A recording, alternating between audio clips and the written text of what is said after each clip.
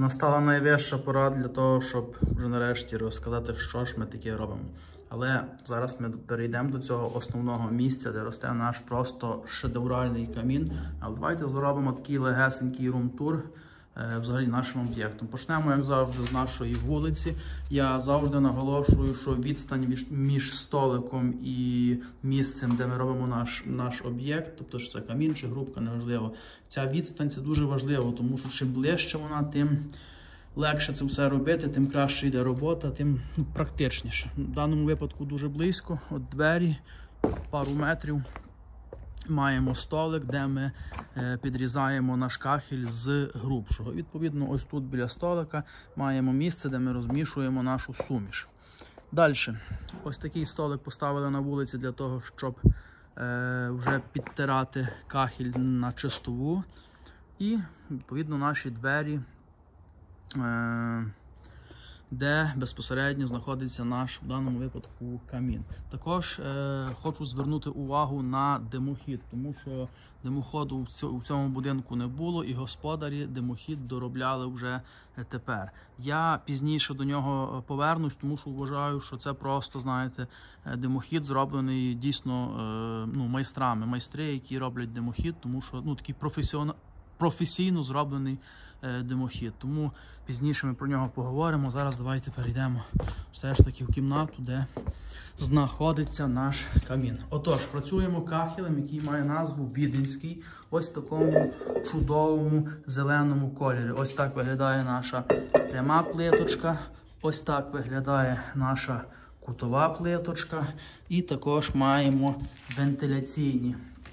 Ось такі, назвав їх такі панські, бо виглядають вони дуже багато. За рахунок ось цих отворів кахелина змінює вигляд і виглядає дійсно просто чудово. Тепер давайте безпосередньо до нашого чудового каміну. Навіть можна назвати авторський камін, тому що ось таку форму, я думаю, що ви не побачите поки що ніде. Це буде перший камін зроблений ось так. Придумали ми собі таку в голові форму, накреслили на карточці, узгодили з замовниками, їм також це сподобалось. І ось зараз вже маємо практично половину зробленого каміну. Ось таку має форму. Спереді у нас 4 кахелини і збоку по одній. Внизі маємо вентиляційні кахелини, через які буде заходити холодне повітря. Відповідно, вверху будуть ідентичні і вверху буде виходити гаряче повітря. Маємо топочку. Стрийський виробник, Гаврилів і сини. Розмір дверцят 42 на 60. Дуже гарна топка. Недавно ми робили ідентичну у мене вдома. Задоволений на всі 100. Одним словом, хороша топка. Також можна зауважити, що є підвід повітря з вулиці. Підвели. Це для горіння. Топочка у нас стоїть на стієчці, яку ми зварили, і топку ми приварили до стійки, тобто все, знаєте, так надійно, якісно, вона стоїть так досить міцно. І також ось цей димохід, про який я говорив, так він виглядає зсередини, але так він має виглядати, якщо у нас стоїть топка. Якщо у нас грубка або камінопіч, яка відступає від стіни, то оцей вихід дещо інший. А в даному випадку це ось така утеплена труба, яку ми потім з'єднаємо з нашою топкою. Ну і сам вигляд, от бачите, кахелина, коли ти тримаєш одну кахелину в руці, вона виглядає по-іншому, а коли ти складаєш це все докупи, воно виглядає ще по-іншому. На мою думку, просто шикарний вигляд. Погляньте, як воно все, знаєте, скомбіновано, і оцей кут під 45 градусів внутрішній. Тобто я впевнений, що в кінці буде щось дуже-дуже ексклюзивне, щось дуже-дуже цікаве, дуже таке, знаєте, навіть не знаю, як назвати, казково шикарне.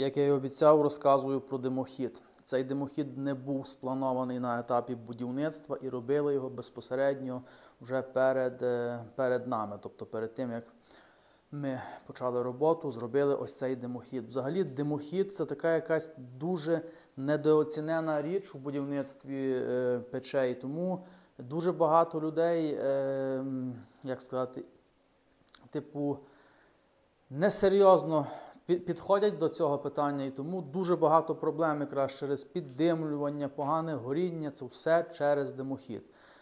Тому всім рекомендую димохід, якщо чесно, це основа, тому дуже відповідально підходьте до цього і перед тим, як роблячи будь-яку пічку чи камін, обов'язково консультуйтесь, який повинен бути димохід. Якщо він вже у вас є, то відповідно до нього підбирайте дверцята, тому що якщо буде замалий димохід, а великі дверцята, будуть потім проблеми. В даному випадку маємо варіант ідеальний, тому що ми це все узгоджували, димохід робили тепер і зробили такий, як повинен бути. Зараз розкажу про його конструкцію, тому що дуже багато людей не має димоходу, і дуже багато людей мене питають, як правильно його зробити. Це буде у нас один з варіантів, тому що можуть бути ще інші варіанти. Може бути варіант уверх через дах, але маємо зараз ось такий варіант, коли димохід йде через стіну на вулицю. Давайте будемо рухатись з цього боку від каміну. Отже, на висоті, яку ми попередньо узгодили, робимо наш вихід в кімнату. У даному випадку виглядає саме ось так.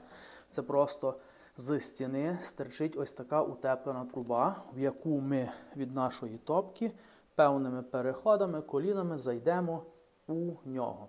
Якщо, це один з варіантів, тому що у нас камін і топка, і це все буде приховано, тому ось такий монтаж нам підходить. Якщо це якась камінопіч, яка відступає від стіни, то оцей вихід з стіни, він тут буде дещо інший. Але це таке, це нюанси. Отже, маємо оцю трубу, яка у нас йде через стіну і виходить на вулицю. Ось такий вигляд наш димохід має з вулиці, і можу сказати, що він зроблений дуже професійно. Не знаю, хто його робив, тому що я не знайомий з цими майстрами, але навіть візуально видно, що він зроблений якісно і надійно. Першочергово маємо ось таку платформу, яка прикріплена до стіни, і на якій стоїть ось така розвантажка. Тобто це має назву розвантажувальна платформа. Вона стоїть на ось цьому кронштейні. Далі маємо ось той вихід з кімнати, і ось там маємо ось таку довкола декоративну розету. Потім труба, яка виходить з кімнати, заходить у такий трійник, який йде відповідно вверх. Також він має ось такий конденсатовідвід і має ось таку бокову ревізію, відкриваючи яку маємо доступ до ось цієї труби, а відкриваючи ось тут маємо доступ вверх. Потім відповідно йдуть труби, у нашому випадку це 4 метри труби. Також вона прикріплена ось там вище ринви, в кінці йде конус і на конусі стоїть дефлектор.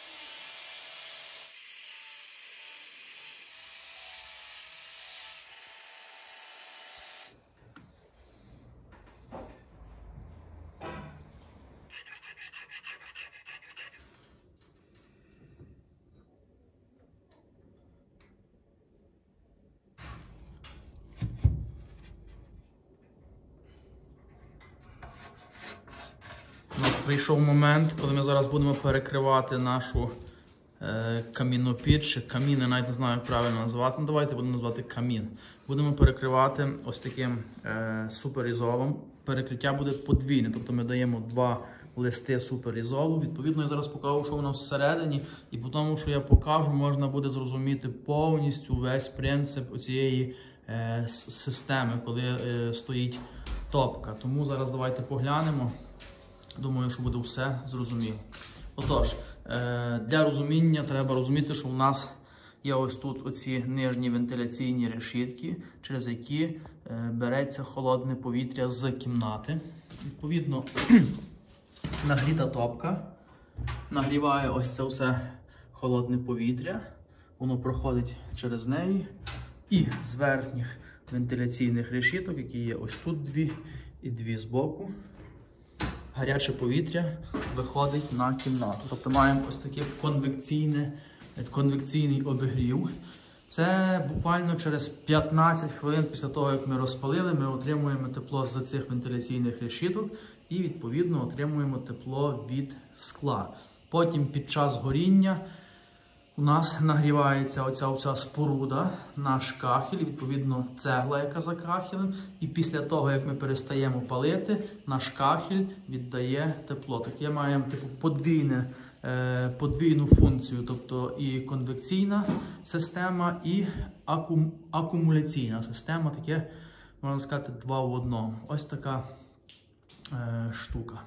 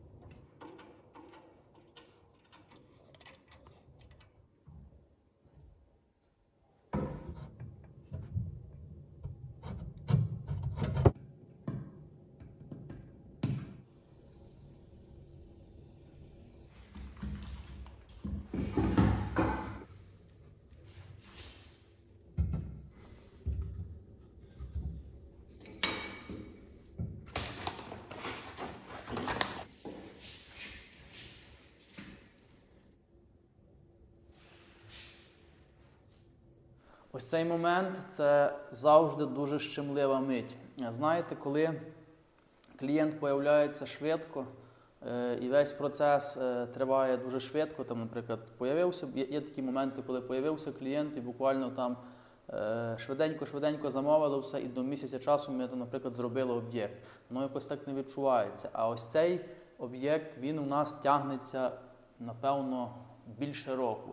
Тобто спочатку тут мала бути кутова грубка, потім мало бути ще. Тобто дуже багато було узгоджень, дуже багато нюансів. І наскільки воно довго тривало, що здавалося, що цілу вічність. І приїхали ми тиждень тому, і за тиждень ми швиденько це зробили. І тобто оця робота, вона тривала типу в рази швидше, як вся підготовка. І тому також якийсь такий, знаєте, момент, коли ти, наприклад, ми поприбирали сьогодні вже і так стали збоку, і ніби той камін тут постійно стояв, таке відчуття, ніби то не ти його робив, а хтось інший. Але тим не менше робили ми його і скажу вам, що ми задоволені просто на усі 100, тому що це щось нове для нас, нова форма, яку ми називаємо авторською, бо дійсно вигадали її ми, втілили в життя, і тому це нова форма, новий вигляд для очей, якесь нове сприйняття, і тому